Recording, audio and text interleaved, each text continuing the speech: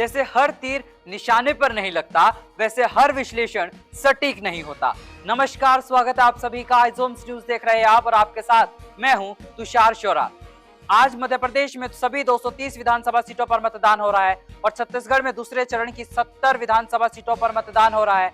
और आइजोम्स न्यूज पर हम चुनावी पंचनामे की इस खास पेशकश लेकर आ गए हैं आपके सामने पल पल का अपडेट बताने के लिए। इस वक्त मैं मध्य प्रदेश डेटा सेंटर में मौजूद हूं और मेरे साथ मेरे सभी सहयोगी जुड़ चुके हैं। मेरी सहयोगी दामिनी मिश्रा छत्तीसगढ़ डेटा सेंटर से इस वक्त मेरे साथ ज्वाइन कर चुकी है। वही ब्रेकिंग न्यूज सेंटर से मेरे सहयोगी अभिषेक तिवारी इस वक्त मेरे साथ जुड़ चुके हैं। तो सबसे पहले बिना वक्त गवाए शुरुआत करते हैं छत्तीसगढ़ से, सीधा रुख करते हैं छत्तीसगढ़ डेटा सेंटर मेरी सहयोगी दामिनी मिश्रा का। जी दामिनी, ओवर टू यू। जी हाँ तुषार, इस समय मैं मौजूद हूँ छत्तीसगढ़ डेटा सेंटर में। इस समय छत्तीसगढ़ में दूसरे चरण की 70 सीटों पर मतदान हो रहा है। आइए सबसे पहले आपको दिखा देते हैं 2018 में इन सीटों पे चुनावी नतीजे क्या थे। जैसे कि आप देख सकते हैं 2018 में बीजेपी ने 70 सीटों में से 13 सीटें अपने खाते में की थी, कांग्रेस ने 51 और अन्य के खाते में 6 सीटें आई थी। इस चरण में उत्तर छत्तीसगढ़ में 6 सीटें और मध्य छत्तीसगढ़ की 64 सीटें आती। इस समय एक बड़ी खबर आ रही है। बड़ी खबर जानने के लिए आइए चलते हैं ब्रेकिंग न्यूज सेंटर हमारे सहयोगी अभिषेक के पास। जी अभिषेक। जी दामिनी, छत्तीसगढ़ से सबसे बड़ी खबर सामने आ रही है कि सीएम भूपेश बघेल ने बड़ा दावा किया है। आपको बता दें कि उन्होंने कहा है कि राज्य में इस बार फिर से कांग्रेस की सरकार बनेगी। कांग्रेस 2/3 बहुमत के साथ सत्ता में वापसी करेगी। शुक्रिया अभिषेक हमें जानकारी देने के लिए। अब हम आपको कुछ और इम्पोर्टेंट डेटा दिखा देते हैं। जैसा कि आप देख सकते हैं करोड़पति उम्मीदवार कुल 253। करोड़पति उम्मीदवारों में से सबसे ज्यादा अमीर उम्मीदवार टीएस सिंहदेव। इसके बाद वीवीआईपी सीट्स आप देख सकते हैं। वीवीआईपी से मुख्यमंत्री भूपेश बघेल इस बार मैदान में आए हैं। आइए अब रुक करते हैं अपनी सहयोगी मयूरी के पास जो हमारे साथ छत्तीसगढ़ से फोन लाइन पर जुड़ी हैं। जी मयूरी, छत्तीसगढ़ में दूसरे चरण के मतदान की क्या अपडेट्स हैं? जी दामिनी, बिल्कुल देखिए छत्तीसगढ़ में इस बार दूसरे चरण पर 70 सीटों पर मतदान चल रहा है और इस बार सीएम भूपेश बघेल की पाटन सीट भी मौजूद है। हालांकि मतदान की रफ्तार बेहद धीमी दिखाई दे रही है। अगर बात की जाए मुद्दों की तो कांग्रेस और बीजेपी दोनों को भ्रष्टाचार का मुद्दा दिखाई दे रहा है। कांग्रेस यहाँ तक कि सत्ता में वापसी का भी दावा कर रहा है। अब ये 3 दिसंबर को ही पता चलेगा कि किसके दावों में कितना दम है। जी दामिनी, ओवर टू यू। शुक्रिया मयूरी हमारे साथ जुड़ने के लिए और हमें जानकारी देने के लिए। यकीनन दिवाली तो चली गई है, लेकिन नेताओं की दिवाली का पता तो 3 दिसंबर को ही चलेगा कि किसकी मनेगी दिवाली और किसका निकलेगा दिवाला। आइए अब रुक करते हैं हमारे सहयोगी तुषार की ओर जो हमारे साथ जुड़े हैं मध्य प्रदेश डेटा सेंटर से। जी तुषार, ओवर टू यू। तो जी हाँ, शुक्रिया दामिनी। बिल्कुल आपने छत्तीसगढ़ में 70 विधानसभा सीटों पर मतदान हो रहा है उसको लेकर पल पल का अपडेट बताया। लेकिन अब आइए रुख मध्य प्रदेश का करते हैं, क्योंकि मध्य प्रदेश सियासत के लिहाज से एक महत्वपूर्ण राज्य हो जाता है। देश का दिल कहा जाता है मध्य प्रदेश। ये 230 विधानसभा सीटों वाला राज्य है। यहाँ की सियासत बहुत अजब गजब कही जाती है। 2018 में कांग्रेस ने सरकार बनाई, उसके बाद कांग्रेस में ज्योतिरादित्यनाथ सिंधिया ने बगावत की, बीजेपी में गए, फिर बीजेपी सत्ता में आई और अब यहाँ पर 2018 के चुनावी नतीजे क्या थे वो आपके लिए सबसे ज्यादा जरूरी हो जाता है जानना। अगर मैं नतीजों की बात करूं, वोट शेयर में बीजेपी 41% वोट बीजेपी को मिला था, कांग्रेस को भी 41% वोट मिला था और वही अन्य के खाते में 18% वोट गया था। हालांकि अगर मैं संख्या में बात करूं तो बीजेपी को कांग्रेस के मुकाबले तकरीबन 47,000 वोट ज्यादा मिले थे। लेकिन जब ये वोट शेयर सीटों में तब्दील हुआ था तो बीजेपी 109 सीटों पर सिमट गई, कांग्रेस बहुमत के जादुई आंकड़े से महज 2 सीटें दूर रह गई थी और अन्य के खाते में 7 सीटें गई, जिसमें से 2 बसपा, 1 सपा और 4 निर्दलीय उम्मीदवार थे। अब आइए करोड़पति उम्मीदवारों का आंकड़ा जान लेते हैं, क्योंकि चुनाव जो है वो करोड़पति योग से ही जाना जाता है कि किस पार्टी ने कितने करोड़पति उम्मीदवार उतारे। अब वो डेटा हमारे पास डेटा सेंटर में आ चुका है। बीजेपी ने 169, कांग्रेस 173 और बसपा यानी मायावती की पार्टी बीएसपी ने 53 करोड़पति उम्मीदवार उतारे हैं। इसी के साथ साथ और डेटा मैं आपके सामने रखूं कि किस पार्टी ने कितने युवाओं को टिकट दिया है। युवाओं का आंकड़ा भी जानना जरूरी हो जाता है, क्योंकि युवा देश का भविष्य है और कितने युवाओं को राजनीति में एंट्री मिल रही है अब वो आप जान लीजिए। बीजेपी ने 98 युवा उम्मीदवारों को टिकट दिया है। वही कांग्रेस की बात करें तो कांग्रेस ने बीजेपी से एक कदम आगे बढ़ाकर 99 युवा उम्मीदवारों को चुनावी मैदान में उतारा है।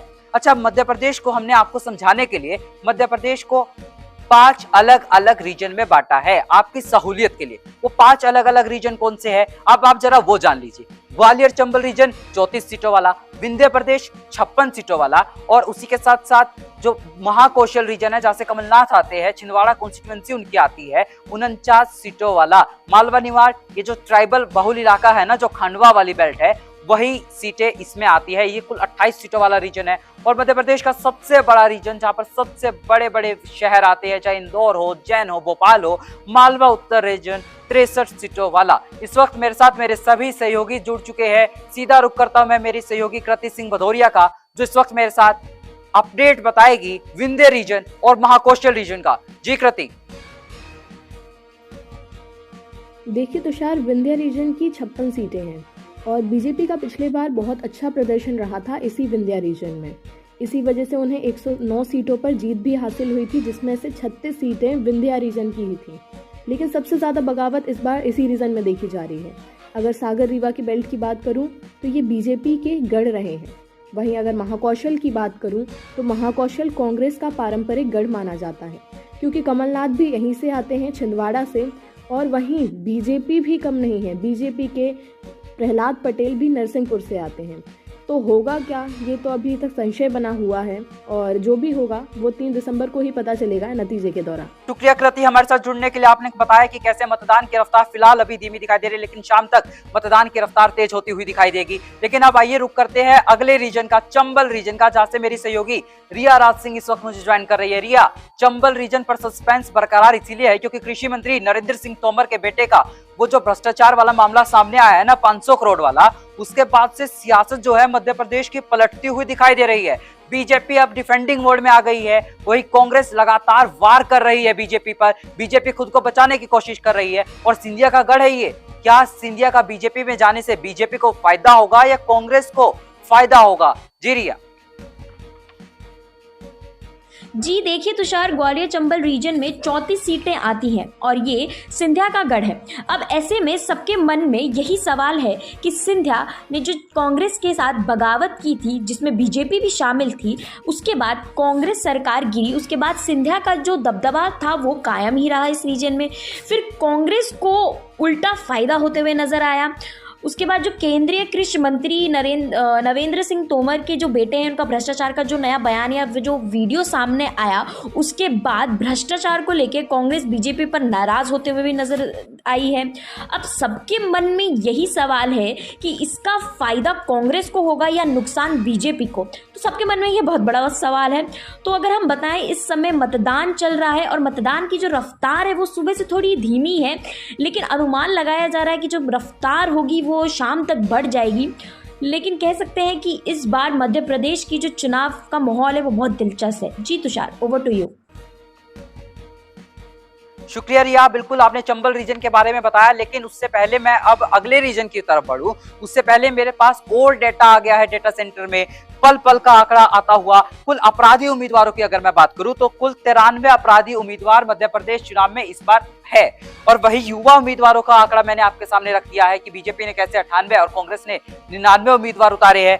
वही अगर कुल मतदान केंद्रों की बात करूं तो 64,523 मतदान केंद्र छत्तीसगढ़ में मध्य प्रदेश चुनाव में है इस समय। और वही वीवीआईपी सीटों की अगर मैं बात करूं तो वीवीआईपी सीटें जानना बहुत जरूरी हो जाती है, क्योंकि बुधनी सीट आप जान लीजिए, मुख्यमंत्री शिवराज सिंह चौहान इस समय बुधनी सीट से चुनावी मैदान में है। छिंदवाड़ा से कमलनाथ चुनावी मैदान में है कांग्रेस की तरफ से। इंदौर नंबर 1 सीट जहां से कैलाश विजयवर्गीय बीजेपी के बड़बोले नेता माने जाते हैं, वो चुनावी मैदान में है। और वही बात करूं अगर कृषि मंत्री नरेंद्र सिंह तोमर की, वो चुनावी मैदान में है।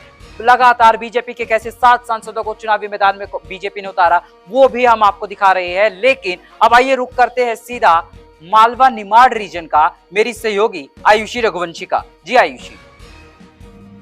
जी हाँ तुषार, मैं इस वक्त मौजूद हूँ मध्य प्रदेश के मालवा निमाड़ रीजन में। यह रीजन आदिवासी बहुल इलाका माना जाता है। पिछली दफ़ा इस रीजन में कांग्रेस ने बीजेपी पर अपनी बढ़त हासिल की थी, लेकिन अगर हम इस बार की बात करें तो इस बार मुकाबला कांटे के टक्कर का है। आखिर लेकिन कौन इस बार बाजी मार के जाता है, ये तो देखने वाली बात होगी, क्योंकि बीजेपी ने अपना दाव चला है आदिवासियों के ऊपर, क्योंकि उन्होंने अपनी पहली महिला आदिवासी राष्ट्रपति बनाई गई हैं द्रौपदी मुर्मू जी। तो इस बार आखिर क्या होता है, फैसला क्या आता है, वो तो 3 दिसंबर को पता चलेगा। लेकिन जब भी मतदान की बात करें, रफ्तार की बात करें, तो वो बहुत ज़्यादा धीमी चल रही है, क्योंकि दोपहर का समय हो सकता है शाम होते होते मतदान की रफ्तार तेज़ हो जाए। शुक्रिया आयुषी, हमारे साथ जुड़ने के लिए। आपने बताया कि मालवा निमाड़ की 28 सीटों पर क्या वोटिंग ट्रेंड कह रहा है, लेकिन अब उससे आगे बढ़ते हैं। अगर मैं मध्य प्रदेश में चुनावी मुद्दों की बात करूं, क्योंकि चुनाव हमेशा मुद्दों से तय होता है, और वो चुनावी मुद्दे क्या है, वो भ्रष्टाचार। जो भ्रष्टाचार का मुद्दा आया उज्जैन महाकाल कॉरिडोर का, जो भ्रष्टाचार का आरोप लगातार कांग्रेस लगा रही है, उसके बाद ये नरेंद्र सिंह तोमर वाला जो आया है ना मुद्दा सामने, उनके बेटे वाला, वो भी अब लगातार भ्रष्टाचार के मुद्दे में आ गया है। वही महिला सुरक्षा, सड़क, पानी, शिक्षा, महंगाई, बेरोजगारी, ये सब मध्य प्रदेश चुनाव के सबसे बड़े चुनावी मुद्दे बने हुए हैं। इसी के साथ अब आइए रुक करते हैं मालवा उत्तर रीजन का, जहां से मेरे साथ मेरी सहयोगी इस समय जुड़ रही है। जी देखिए तुषार, मैंने मालवा उत्तर रीजन भी चुनावी कवरेज के दौरान कवर किया है। उज्जैन, भोपाल, इंदौर जैसे जो बड़े बड़े शहर हैं वो इसी रीजन के अंतर्गत आते हैं। वहीं अगर हम बात करें शिवराज सिंह चौहान की बुधनी वाली सीट, वो भी इसी रीजन के अंतर्गत आती है। जो बीजेपी के बड़बोले नेता हैं कैलाश विजयवर्गीय जी, उनकी सीट भी इंदौर से इसी रीजन में आती है। इन सभी रीजन में हर बार बीजेपी अपना परचम लहराती है, लेकिन अगर हम इस बार बात करें तो इस बार यहाँ पर भी कांटे की टक्कर का मुकाबला है। आखिर बीजेपी क्लीन स्वीप करती है या फिर कांग्रेस अपनी बढ़त बनाती है, ये तो देखने लायक बात होगी।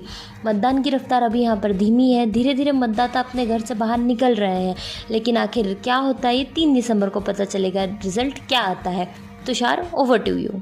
शुक्रिया आयुषी, बिल्कुल आपने मालवा निमाड़ के बाद मालवा उत्तर रीजन का भी सिलसिलेवार तरीके से आंकड़ा बताया कि क्या वोटिंग ट्रेंड यहाँ का भी कह रहा है। लेकिन मध्य प्रदेश चुनाव बिल्कुल अहम हो जाता है, क्योंकि ये चुनाव केवल सरकार चुनने का ही नहीं बल्कि अपने उज्जवल भविष्य को चुनने का भी है। इस वक्त मुझे लगता है मुझे सीधा रुख करना चाहिए ब्रेकिंग न्यूज सेंटर का, जहां से मेरे अभिषेक तिवारी, मेरे सहयोगी इस समय जुड़ चुके हैं, जो आपके सामने पल पल का अपडेट देंगे ब्रेकिंग के थ्रू। जी अभिषेक, ओवर टू यू। आपको बता दें कि कांग्रेस नेता कमलनाथ वोट डालने पहुंचे हैं पोलिंग बूथ पर। आप ग्राफिकली देख सकते हैं कमलनाथ। आपको बता दें कमलनाथ छिंदवाड़ा से उम्मीदवार बनाए गए हैं। कांग्रेस सरकार बनने जा रही है। कमलनाथ ने कहा है कि इस बार कांग्रेस सरकार बनने जा रही है। इसी के साथ अब आपको बता दें पीएम मोदी और राहुल गांधी ने मतदाताओं से अपील की है। उन्होंने कहा है कि इस बार सारे मतदाता अधिक से अधिक वोट करें। इसी के साथ राहुल गांधी ने कहा है कि राज्य की तरक्की के लिए वोट करें। जी तुषार। तो अभी के लिए इतना ही, हमें दीजिए इजाजत और देखते रहिए आइजोम्स न्यूज।